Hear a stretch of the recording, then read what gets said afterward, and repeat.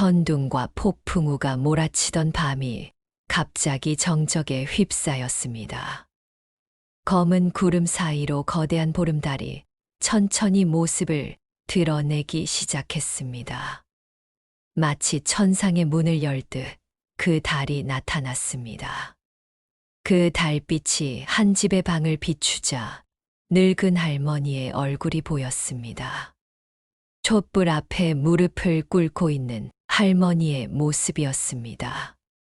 손가락이 맞닿은 두 손이 떨리고 있었습니다. 눈꺼풀이 미세하게 떨리더니 마치 영혼이 다른 세계로 여행을 떠나는 순간처럼 할머니의 몸에 신비로운 빛의 소용돌이가 감싸였습니다. 그 빛은 점점 밝아졌습니다. 마치 누군가가 할머니를 부르고 있는 것처럼 천년을 기다린 백룡이 여의주 대신 황금 복숭아를 물고 한 양반 집안의 하늘로 날아들었습니다.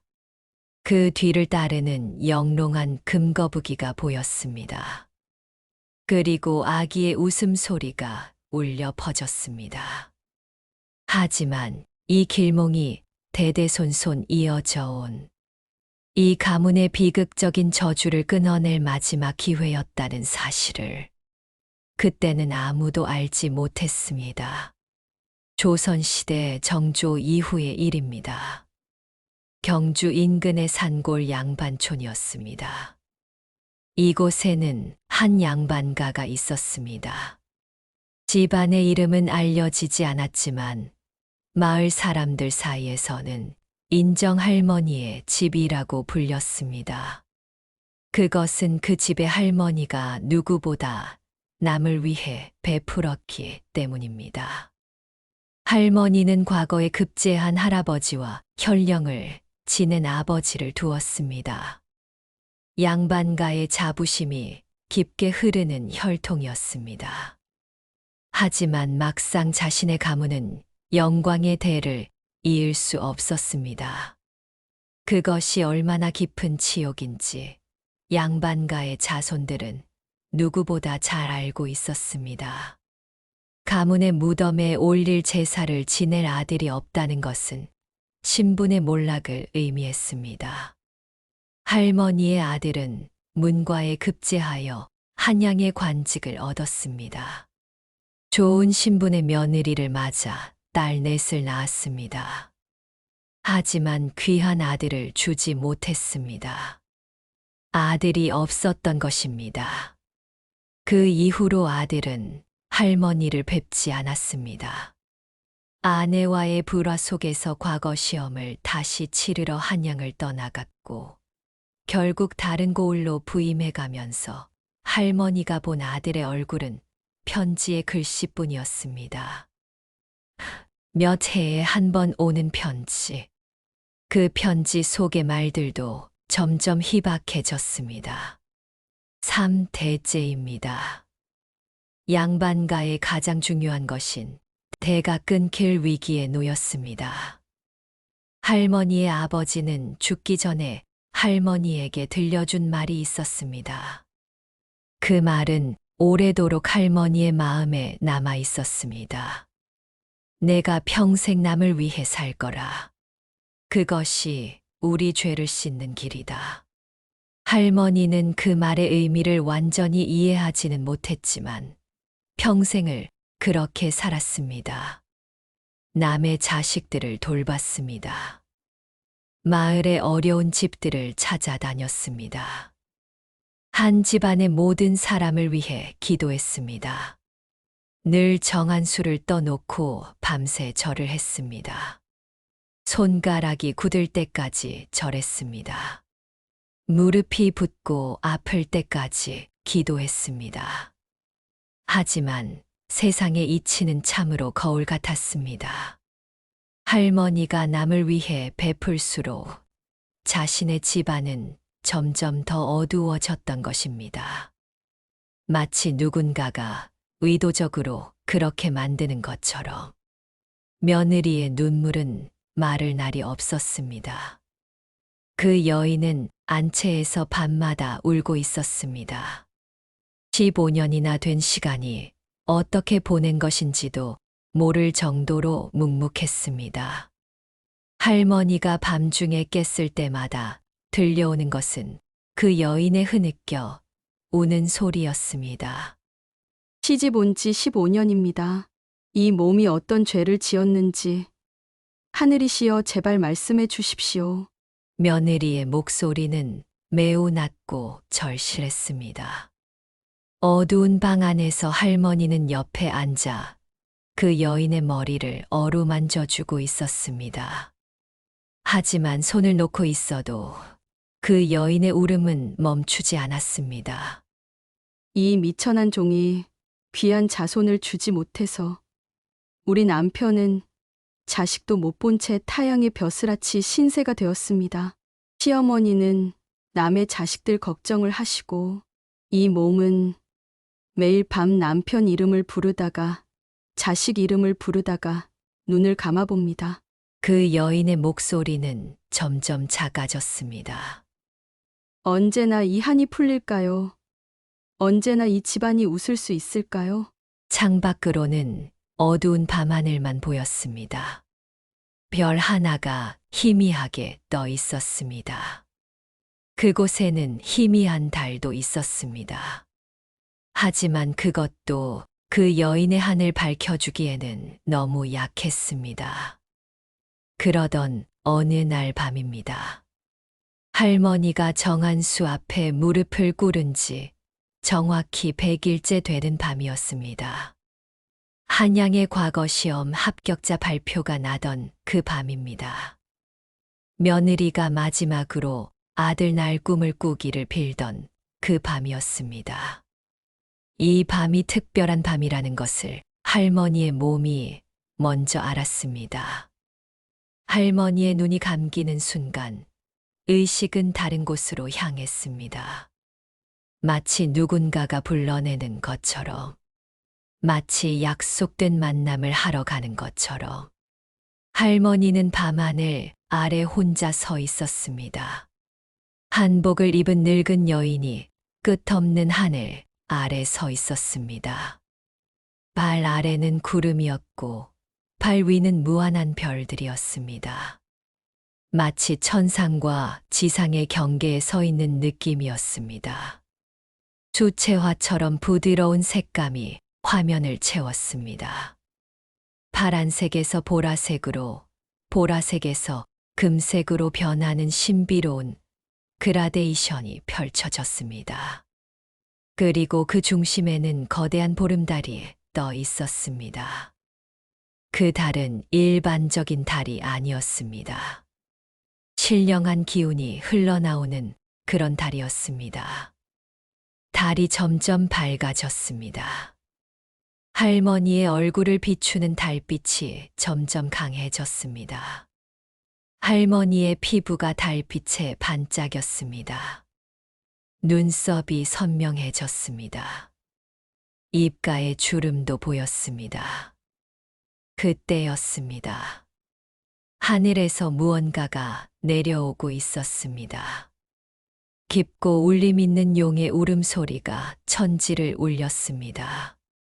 그 소리는 마치 천지가 모든 생명을 품고 있는 어머니의 울음처럼 들렸습니다. 한 마리의 용이 나타났습니다.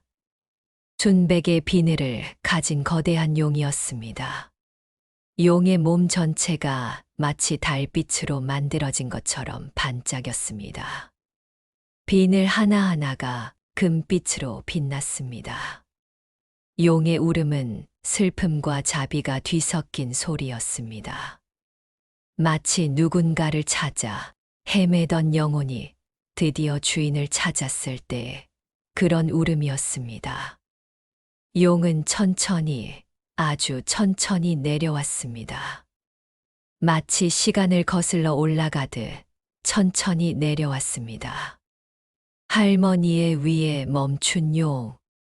그 입에는 무언가가 물려 있었습니다. 황금으로 반짝이는 복숭아였습니다. 그 복숭아는 보통의 복숭아가 아니었습니다. 신령한 기운이 흘러나오는 그런 복숭아였습니다. 용은 그 복숭아를 천천히 할머니의 손에 안겨주었습니다. 할머니와 용의 눈이 마주쳤을 때 어떤 초월적인 감정이 흘러왔습니다. 마치 오래전부터 약속된 만남인 것처럼 할머니는 그 용을 알았습니다. 아니, 처음 본 모습이었지만 알았습니다. 마치 천지촉의 이래로 약속된 만남인 것처럼 알았습니다. 그 용은 이 땅의 모든 생명을 품고 있는 영물이었습니다. 천지의 조화를 담당하는 그 무언가였습니다. 그리고 그것이 물고 내려온 황금 복숭아는 단순한 과일이 아니었습니다. 그것은 귀한 생명을 상징하는 것이었습니다. 이것은 약속입니다. 할머니는 내면의 목소리로 그렇게 들었습니다. 이것은 생명입니다. 그리고 이 생명은 너에게로 온다. 그 순간 할머니의 발 아래에서 구름이 걷혔습니다. 거대한 금거북이가 나타났습니다. 등껍질이 순수한 금으로 이루어진 신령한 거북이였습니다. 그 거북이의 눈은 지혜로 가득 차 있었습니다. 거북이는 천천히, 매우 천천히 움직이기 시작했습니다. 한 발, 한 발. 묵직하지만 확실한 발걸음이었습니다. 마치 이 길을 따라가면 모든 것을 알 수 있다고 말하는 것처럼 그 거북이의 등을 따라가면 어디로 갈 수 있을 것 같았습니다. 아주 먼 과거로, 가문의 근원으로, 해답을 찾을 수 있는 그곳으로, 그리고 그때였습니다. 구름 위에서 한 생명이 나타났습니다. 한 아기였습니다. 한 번도 본 적 없는 아기였습니다. 하지만 너무도 그리운 아기였습니다. 마치 영원히 기다려온 누군가인 것처럼. 아기의 눈은 매우 맑고 깊었습니다. 마치 이 가문의 누군가의 영혼이 살아있는 그런 눈이었습니다. 아기의 얼굴에는 보드라운 빛이 감싸 있었습니다. 아기는 할머니를 바라보고 있었습니다. 그리고 웃었습니다. 그 웃음은 청아하고 환했습니다. 마치 누군가의 모든 한을 풀어주는 그런 웃음이었습니다. 그 웃음 속에는 무언가가 담겨 있었습니다. 어떤 초월적인 메시지가 흐르고 있었습니다. 할머니는 본능적으로 알았습니다. 이 아이가 누구이며 왜 나타났는지를. 이 아이여, 누구냐? 할머니가 물었습니다. 하지만 아기는 대답하지 않았습니다. 다만 자꾸자꾸 웃을 뿐이었습니다. 그 웃음이 점점 가까워졌습니다. 그 웃음이 할머니의 가슴을 울렸습니다. 기억해, 할머니. 우리의 약속을 기억해. 그리고 돌아와. 그곳으로 돌아와. 그렇게 말하는 것 같았습니다. 그 목소리는 아기의 목소리이면서 또한 누군가 다른 생명의 목소리이기도 했습니다. 마치 여러 생명이 한 목소리로 부르는 것처럼. 할머니의 눈이 떠졌을 때 이미 새벽이었습니다. 100일 동안 기도해온 밤들 중에서 이 밤이 가장 길었습니다. 그리고 가장 의미 있었습니다. 정한수가 놓여있던 제단 위로 새벽빛이 들어오고 있었습니다. 할머니의 얼굴에는 눈물이 흐르고 있었습니다. 하지만 눈빛만은 매우 맑았습니다. 마치 100일 동안의 모든 의문이 순간에 풀려버린 것처럼. 할머니는 천천히 일어섰습니다. 80이 넘은 몸이었지만 그 몸은 가볍고 밝았습니다. 손과 발이 더 이상 자신의 것이 아닌 것처럼 느껴졌습니다. 마치 하늘의 뜻이 직접 자신을 움직이고 있는 것처럼 할머니의 눈은 갑자기 밝아졌습니다. 무언가를 깨달은 듯합니다. 뒷산이다. 저 뒷산, 신령한 산 어딘가에 답이 있다. 할머니는 중얼거렸습니다. 60년을 떠나온 고향. 할머니는 그곳으로 가야 했습니다. 이제야 깨달았습니다. 아버지가 마지막으로 했던 말의 의미를. 내가 평생 남을 위해 살 거라. 그것이 우리 죄를 씻는 길이다. 그것은 저주가 아니라 구원의 약속이었습니다. 그리고 그 약속을 완벽히 이행하기 위해 할머니는 100일 공덕을 정했습니다. 가을 첫 보름부터 겨울을 지나 봄의 첫 달까지. 정확히 100일입니다. 그 기간 동안 할머니는 산속의 작은 암자에 들어가 매일 기도하기로 결심했습니다.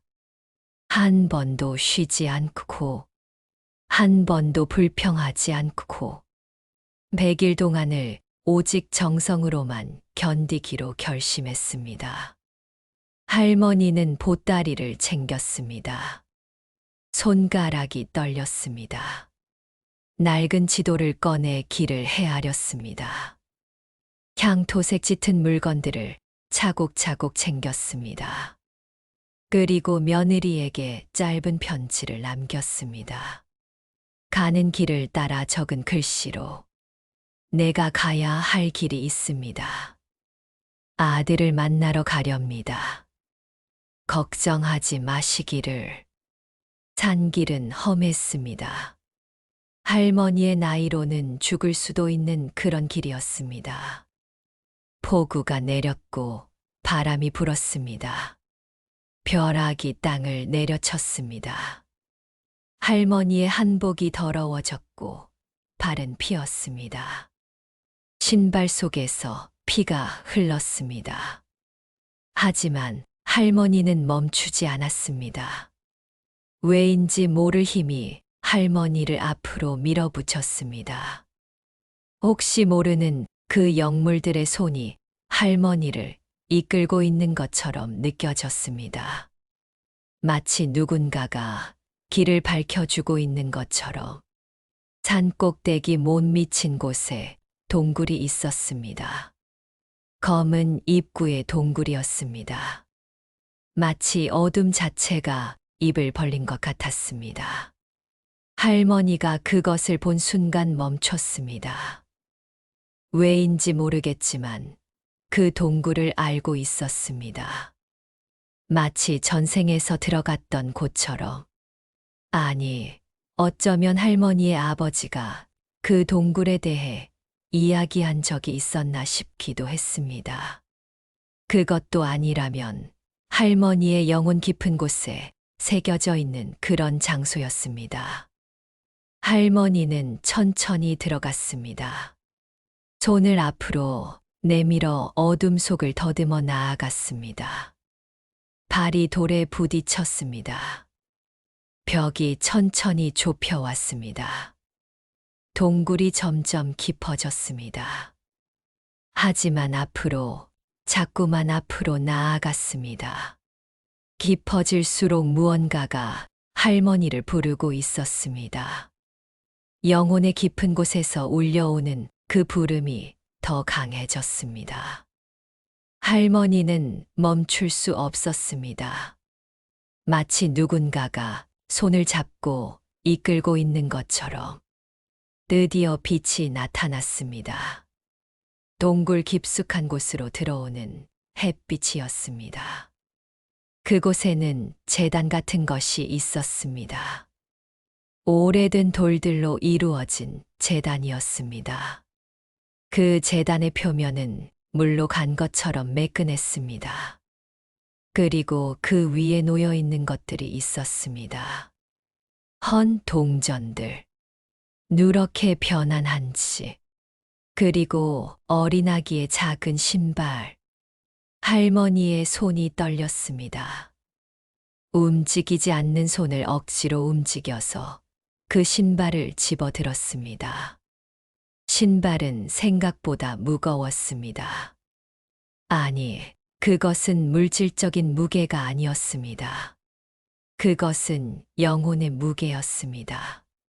수십 년을 기다려온 누군가의 원한이 담겨 있는 그런 무게였습니다.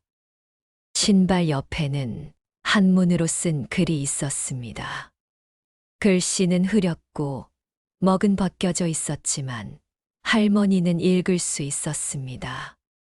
마치 그 글씨 자체가 할머니를 부르고 있었던 것처럼 하늘이시여, 제 자식을 구해 주십시오. 글의 시작은 그러했습니다. 할머니는 천천히 읽어 내려갔습니다. 한 글자, 한 글자 정성으로. 이 미천한 종이 서울로 나가는 길의 숲의 약수터 옆에서 난 여우 새끼 셋을 잡아 산제사를 드렸습니다. 할머니의 호흡이 가빠졌습니다.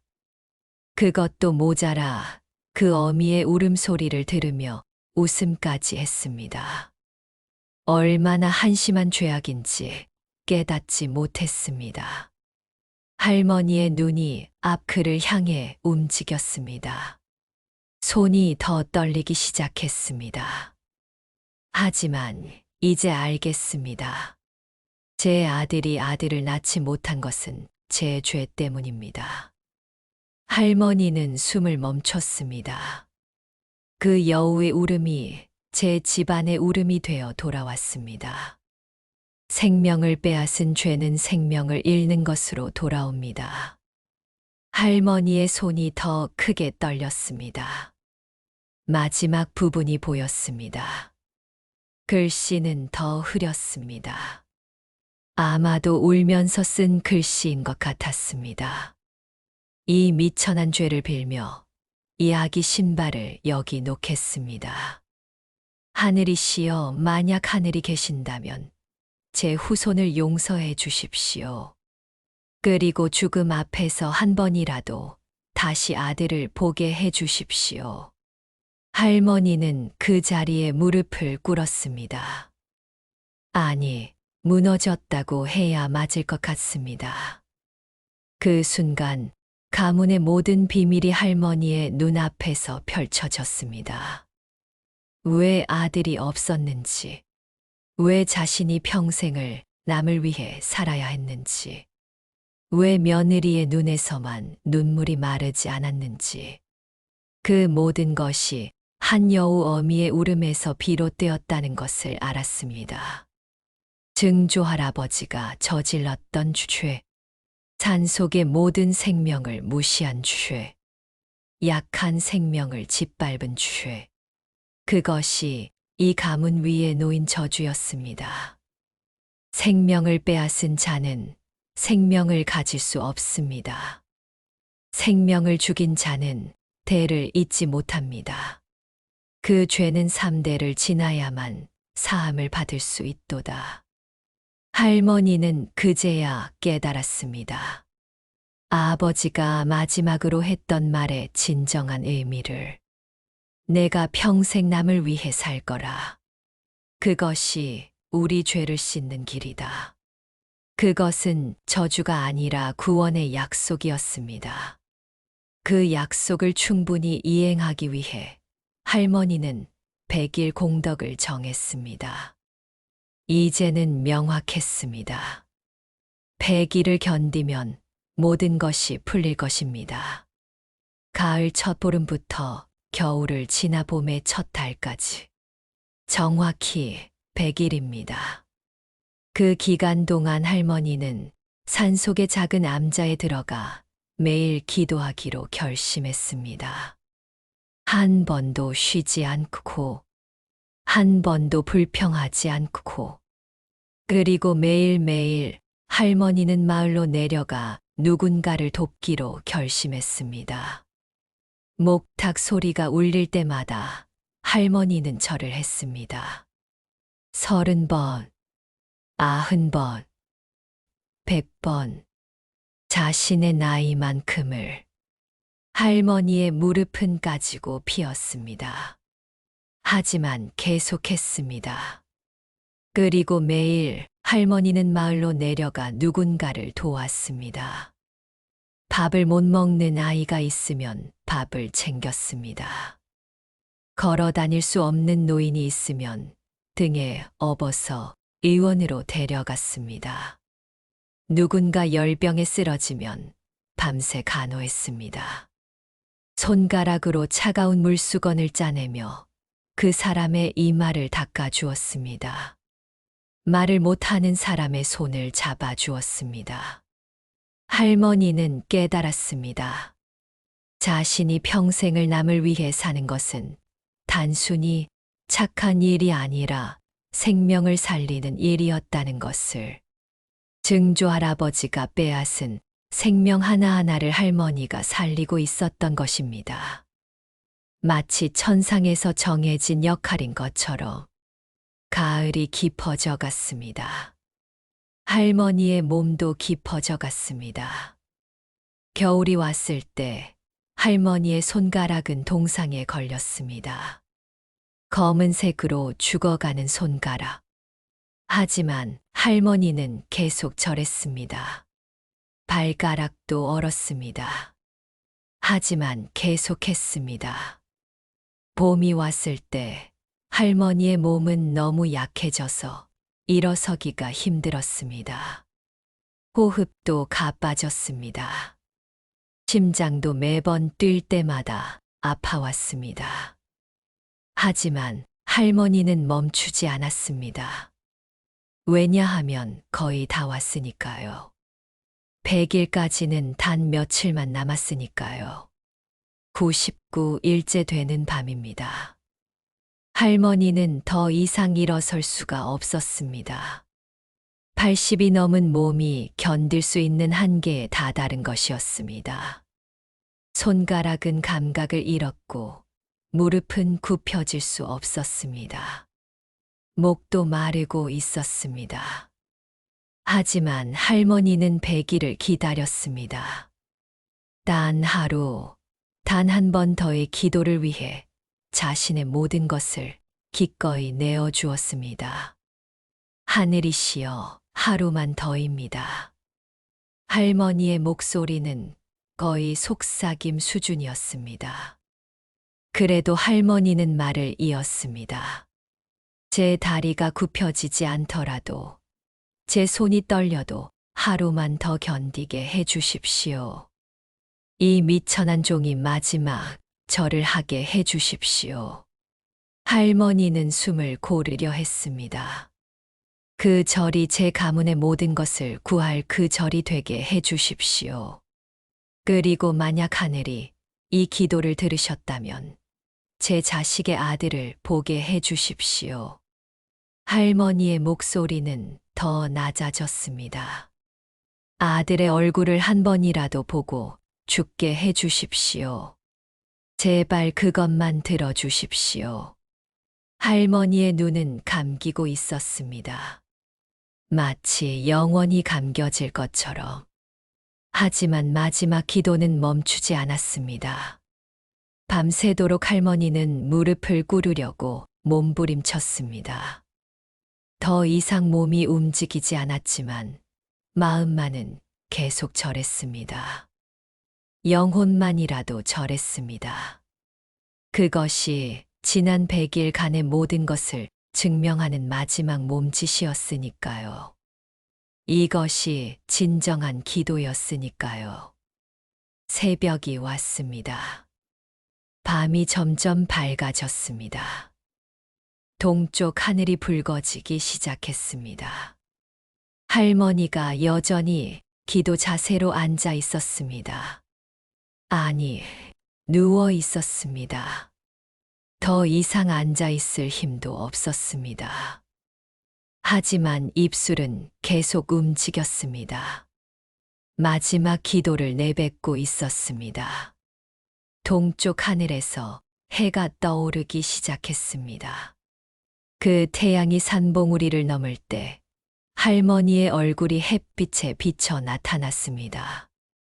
할머니의 얼굴은 마치 신선처럼 보였습니다. 고통이 사라진 얼굴이었습니다. 할머니의 눈이 천천히 열렸습니다. 그 눈에는 수십 년의 기다림이 담겨 있었습니다. 그 순간 산속의 모든 것이 빛으로 가득 찼습니다. 새들의 울음이 점점 커졌습니다. 마치 모든 새가 이 순간을 축하하기 위해 우는 것처럼 종소리가 아침 미명을 알렸습니다. 그 소리는 할머니의 귀에는 하늘의 응답처럼 들렸습니다. 그리고 그때 할머니의 귀에 어떤 소리가 들렸습니다. 꿈에서 들었던 그 아기의 웃음이었습니다. 한 번도 잊지 못했던 그 청아한 웃음이었습니다. 그 웃음이 온 산에 울려 퍼지고 있었습니다. 마치 천상에서 울려오는 것처럼 할머니, 할머니. 그렇게 부르는 것 같은 웃음으로 울려 퍼졌습니다. 그 웃음이 할머니를 온전하게 감쌌습니다. 왔습니다. 이제 왔습니다. 드디어 왔습니다. 할머니는 그렇게 중얼거렸습니다. 침이 흘렀습니다. 하지만 할머니는 웃었습니다. 진정한 웃음이었습니다. 할머니가 산에서 내려온 그날, 집안은 난리가 났었습니다. 며느리가 임신했다는 소식이 집안 가득 퍼졌습니다. 게다가 아들을 가졌다는 소식이었습니다. 의술로는 절대 불가능했던 일이었습니다. 50을 넘은 나이에 임신을 했던 며느리였습니다. 그 여인이 아들을 품고 있었던 것입니다. 마치 하늘이 직접 내려주신 선물인 것처럼 아이가 태어났습니다. 건강한 사내 아이가 태어났습니다. 아기의 울음이 산골 마을에 울려 퍼졌습니다. 그것은 보통의 울음이 아니었습니다. 마치 천상에서 내려오는 음악 같은 울음이었습니다. 그리고 마을 사람들은 모두 보았다고 입을 모았습니다. 그들이 목격한 것을 말했습니다. 하늘에서 백룡이 승천하는 것을 봤습니다. 한 노인의 목소리가 조심스레 나왔습니다. 금빛이 사방으로 퍼지더니 하늘로 올라갔어요. 마치 아기의 울음을 실어 나르는 것 같았습니다. 다른 사람의 말도 이어졌습니다. 그때 우리 동네 개들이 모두 한 방향으로 지저댔어요. 마치 뭔가 신성한 것이 지나가는 것을 감지한 것 같았습니다. 그 밤, 온 마을의 개들이 지저댔습니다. 마치 하늘에 무언가가 움직이고 있다는 것을 감지한 것처럼 모두가 한 방향을 바라보며 울었습니다. 그 방향은 아이가 태어난 집을 향하고 있었습니다. 그리고 아이의 등에는 거북이 등껍질 모양의 점이 선명했습니다. 마치 금거북이가 이 아이를 표시한 것처럼 복숭아처럼 붉은 반점도 그대로 찍혀 있었습니다. 마치 백룡이 황금 복숭아를 물고 내려왔을 때 남긴 표시인 것처럼 가문의 저주는 축복으로 바뀌었습니다. 증조 할아버지 때에서 시작된 그 업보는 할머니의 100일 공덕으로 끝났습니다. 더 이상 어두운 운명은 아니었습니다. 이제 그 집안의 아들은 단순히 한 생명이 아니라 천상에서 내려온 영물이 담긴 생명이 되었습니다. 가문이 다시 살아났습니다. 할머니가 그 아기를 안았을 때 할머니의 눈물은 더 이상 슬픔의 눈물이 아니었습니다. 그것은 100일을 견딘 혼이 비로소 제자리를 찾은 환생의 눈물이었습니다. 아버지가 들려준 말의 의미를 완벽하게 이행한 영혼의 눈물이었습니다. 이제 됐습니다. 우리 집안도 이제 대를 이었습니다. 할머니는 그렇게 말했습니다. 그리고 하늘도 우리를 봤다는 것입니다. 생명을 살린 우리의 정성을 하늘이 봤다는 것입니다. 이제 우리 가문은 더 이상 저주 아래에 있지 않습니다. 축복 아래에 있습니다. 할머니의 목소리는 감정으로 떨렸습니다. 이 아이야, 너는 특별한 아이입니다. 너는 수많은 생명이 기도한 아이입니다. 하늘이 보내준 축복입니다. 그 아이는 자라면서 누구보다 효심이 깊었다고 합니다. 어머니를 섬기고 할머니를 모시는 것을 인생의 기쁨으로 삼았다고 합니다. 그리고 그 아이의 자손들도 모두 착한 일로 이름을 내었다고 합니다. 세대를 거치면서도 그 영혼은 계속 이어졌습니다. 100일 공덕이 남긴 영원한 축복의 흔적이었습니다. 밤하늘에는 여전히 보름달이 떠 있습니다. 우리가 지금 이 이야기를 듣고 있다는 것은 혹시 모르는 어떤 인연 때문인지도 모릅니다. 마치 할머니를 부르던 아기의 웃음이 시대를 건너 우리까지 닿은 것처럼 우리는 흔히 태몽을 단순히 미래를 점치는 도구로만 생각합니다. 하지만 이 이야기가 우리에게 주는 진정한 울림은 다릅니다. 그것은 간절함이 하늘에 닿는 법이라는 것입니다. 간절함이 얼마나 깊고 정성이 얼마나 강하면 하늘도 움직이게 되는지를 보여줍니다. 할머니의 꿈은 단순히 행운이 찾아온 것이 아니었습니다. 아버지의 유언으로부터 시작된 평생의 선행이었습니다. 가문의 저주를 알고도 굽히지 않은 정성이었습니다. 100일 동안 자신의 몸과 마음을 불태운 기도였습니다. 그 모든 것이 모여 인과응보의 결실이 되었던 것입니다. 인생의 막다른 길에 서 있는 분이 계신가요? 아무리 기도해도 답이 없다고 느끼는 분이 계신가요? 혹은 누군가를 위해 자신을 희생하는 것이 과연 의미가 있을까 하는 의문을 품고 계신 분이 있을까요? 그렇다면 기억해 두기를 바랍니다.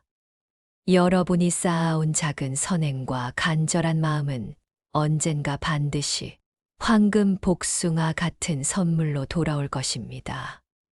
그것은 물질적인 부유함이 아닐 수도 있습니다.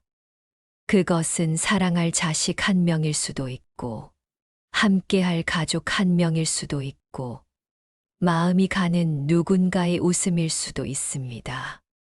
그것은 내일일 수도 있고, 내년일 수도 있고, 30년 뒤일 수도 있습니다. 시간의 문제가 아닙니다. 중요한 것은 그것이 반드시 온다는 것입니다. 하지만 하늘은 절대로 잊지 않습니다. 생명을 살린 손길을, 눈물로 기도한 그 마음을, 그리고 혹시 모르니 기억해 두기를 바랍니다. 밤하늘에서 보름달이 유독 밝게 떴던 밤이 혹은 당신의 꿈에 어떤 영물이 찾아온다면 그것은 단순한 꿈이 아닐 수도 있다는 것을, 그것은 하늘이 보내는 부름일 수도 있다는 것을, 그것은 약속일 수도 있다는 것을, 왜냐하면 하늘도 여전히 우리를 보고 있으니까요.